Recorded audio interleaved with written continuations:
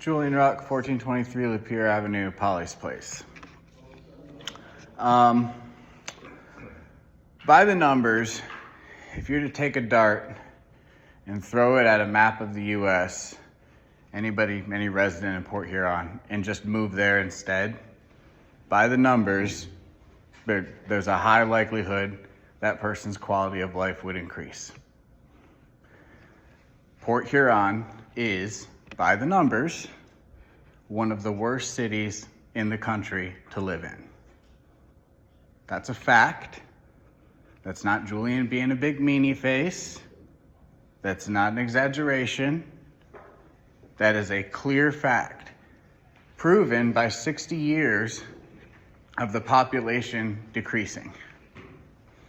Now, I grew up very poor in this community, as poor as you can get. And when I came back after 20 years away, I observed that the poverty that I grew up with, which was rare then, is now commonplace here.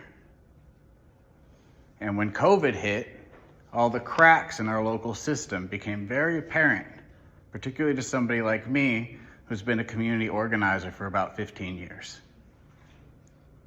So, because of that, recognizing all of those things, in May of 2020, I set out to end hunger permanently in Port Huron as soon as possible,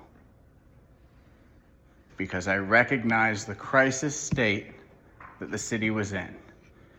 Those are three distinct tiers of thought. Ending hunger is kind of where everybody's floating about right now in Port Huron. You have your nonprofits, your food drives, your little efforts here and there, your churches. You're trying to end hunger. But who's trying to end hunger permanently? That includes cherry trees up and down the street and in the park. That includes perennial food forest gardens, like ours that has asparagus now, which will grow for the next 40 years untended. That includes bringing permaculture into this community. Polly's Place is the only place in town doing that. And we're growing and giving away more food than anyone else in town. What that means is we're the best at it. What that means is nobody can tell us we're doing it wrong. We're doing it better than anyone else. Furthermore, the as soon as possible means adopting urban ag zoning, not saying we're not big enough for it, it's no big deal. We'll just let the neighborhoods figure it out, neighbor to neighbor.